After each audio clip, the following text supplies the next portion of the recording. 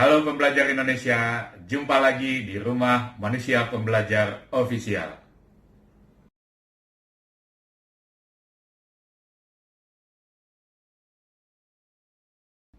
GCAC adalah gerakan karitatif temporal. Kami memberikan bantuan berupa makanan siap santap, nasi box begitu, kemudian juga masker dan APD untuk para medis, kemudian paket sembako untuk kawan-kawan yang rentan miskin dan miskin, kalau dalam bahasa pemerintah itu yang terdampak dari pandemi.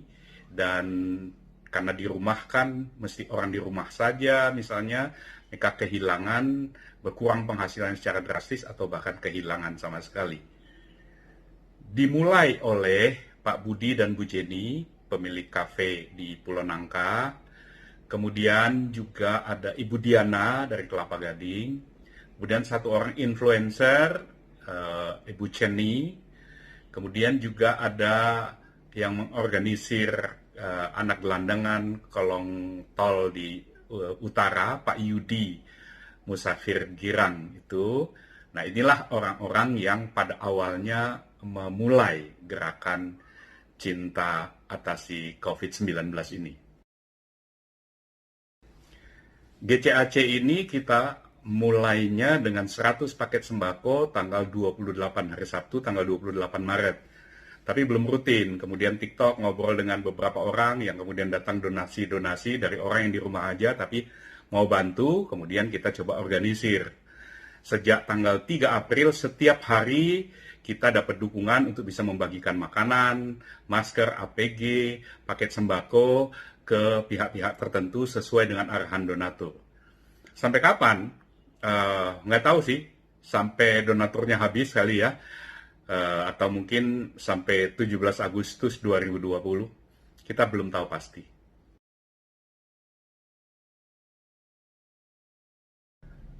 Target GCAC 19 kalau boleh dibilang hanya ada dua. Yang pertama, kita ingin bisa menyalurkan sedikitnya 1.000 paket bantuan langsung kepada kawan-kawan yang kebutuhannya mendesak.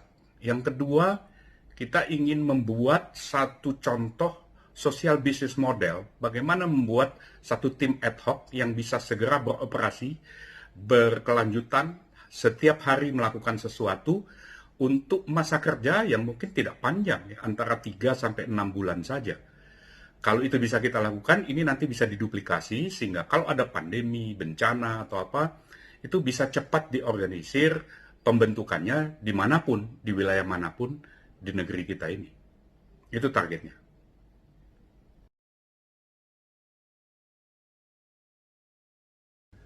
Penerima bantuan pada dasarnya itu ditetapkan, secara prinsip ditetapkan oleh donatur.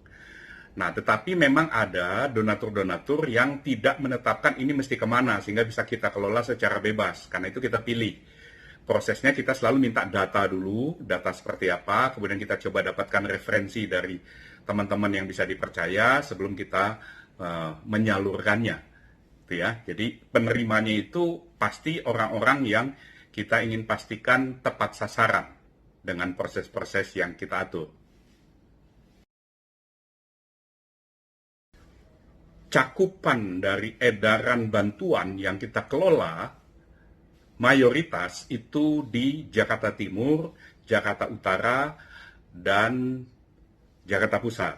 Sebagian ada di daerah Bekasi, sebagian ada juga di daerah Cilengsi, bahkan sampai ke Jakarta Barat, kemudian ke Tangerang Selatan. Tetapi biasanya itu diarahkan oleh donatur yang tahu, oh di sana ada begini, aku mau, bisa nggak kalian bantuin begini-begini. Kemudian kita menjadi semacam jembatan saja untuk menyalurkan donasi ke tempat itu. Jadi terbatas sekali sebetulnya wilayahnya.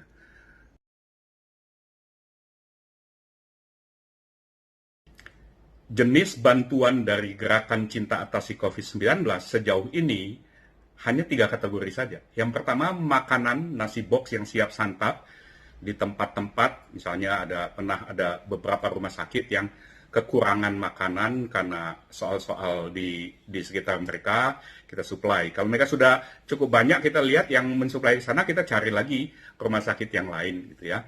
kolong jembatan, anak-anak kolong tol, sekolah-sekolah begitu. Nah, itu makanan langsung ya. Itu yang pertama. Yang kedua adalah masker dan APD. Kita prioritaskan kepada para medis. Kemudian yang ketiga adalah paket sembako. Untuk 2 mingguan lah, 10 hari sampai 2 minggu kita buatkan begitu. Itu saja. Sederhana sih.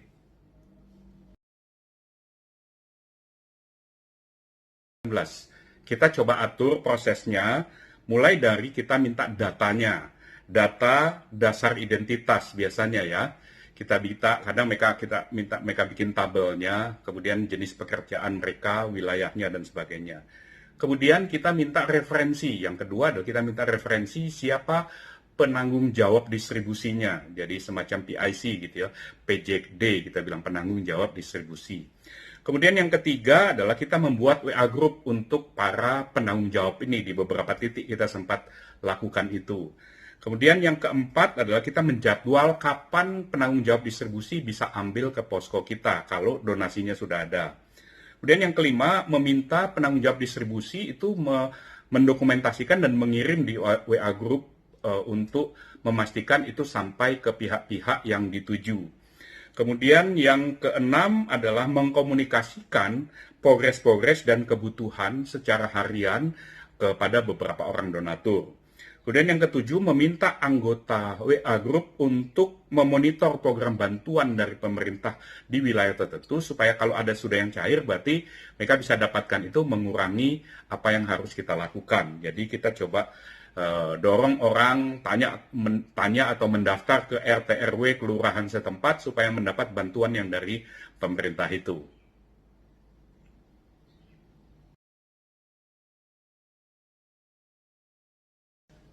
Khusus untuk paket sembako, kita pernah mengembangkan beberapa pola. Yang pertama adalah misalnya karena ada teman-teman yang dari asal satu pulau, Nias, di Sumatera Utara, yang banyak terdampak karena mereka kebanyakan buruh harian di Jakarta, dan kemudian ojol juga, driver ojol. Maka kemudian kita mengorganisir, membuat 5 titik ya di Jakarta ini. Kita kumpulkan penanggung jawab distribusinya, kemudian kita sharekan juga lewat media sosial, dan donasi yang masuk kemudian kita buat paket-paket sembakonya, dan kemudian kita belajar mendorong mereka mengorganisir sendiri proses-proses itu secara mandiri gitu ya, sambil menunggu bantuan dari pemerintah dan sebagainya. Jadi ada kelompok Nias misalnya. Kemudian ada kelompok lain, kita bersinggungan dengan kawan-kawan Gus Durian di wilayah Harapan Indah. Kemudian kita kasih contohnya, modelnya, kemudian kita bantu, nggak banyak juga bantuan waktu itu, cuma 2 hari, dan itu mungkin juga hanya puluhan paket gitu ya, 30-40 paket. Kemudian kita arahkan donasi kepada tim mereka yang sudah mereka bikin, pakai rekening siapa dan sebagainya, dan kemudian mereka sudah jalan sendiri di sana gitu ya. Kemudian yang lain adalah komunitas sekolah gelandangan, bawah kolong tol, itu kita ada PIC-nya khusus untuk keluarga di sekitar situ dalam radius tertentu. Kalau pas ada paket ditetapkan, dia sudah hitung semua yang ada sekian. Jadi kalau tidak memenuhi target itu kita nggak deliver, kita nggak serahkan, tapi memenuhi seperti itu supaya semua di wilayah yang mereka tetapkan itu memang dapat. Itu mencegah kecemburuan sosial atau hal-hal yang tidak kita inginkan. Nah, itu 3 model yang sejauh ini kita pikirkan dan sudah mulai kelihatan bagaimana hal itu bisa diorganisir dan kita share ke teman-teman lain supaya bisa dilakukan di tempat-tempat lain, di titik-titik lain. Prioritas kita sejauh ini memang Jabodetabek dulu ya, yang paling banyak kasusnya.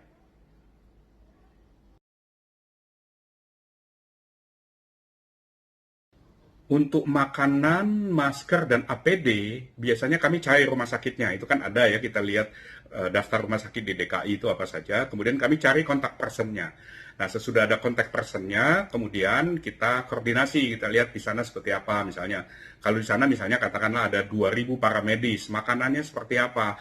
Nah, kadang kita hanya mengatakan, oke, kita sumbangkan kita nggak bisa sumbang semua.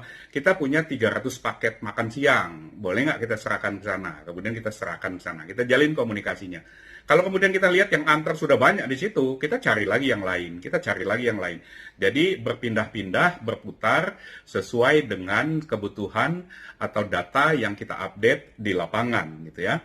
Jadi kemudian kita juga selalu mencari lagi wilayah-wilayah atau rumah sakit baru kalau ada donasi yang datang. Jadi selalu kita ingin langsung menyalurkannya. Kita tidak menunggu dananya terkumpul sekian-sekian, enggak.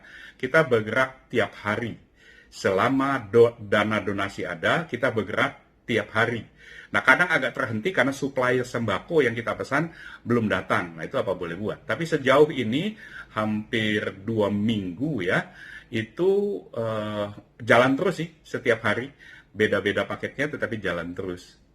Mudah-mudahan bisa terus ke situ, terus lancar begitu ya.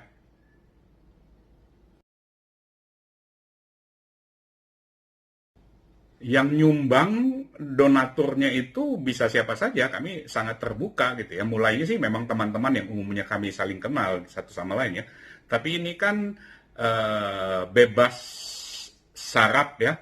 Jadi bebas nggak memandang syarat ya, suku tidak dipandang, agama nggak dipandang, kemudian ras tidak dipandang, kemudian aliran politik juga nggak dipandang. Jadi siapa saja bisa sih.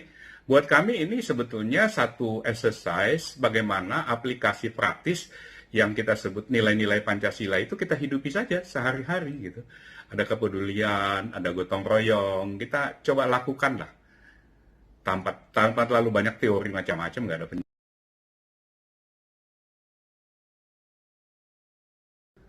Sejauh ini kami belum dapat donatur besar ya.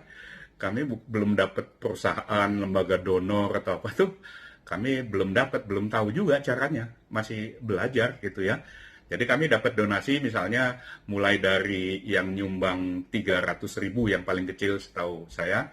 Kemudian sampai ya memang ada beberapa yang nyumbangnya agak besaran ya. Tapi besaran itu bukan puluhan juta itu sih nggak ada ya.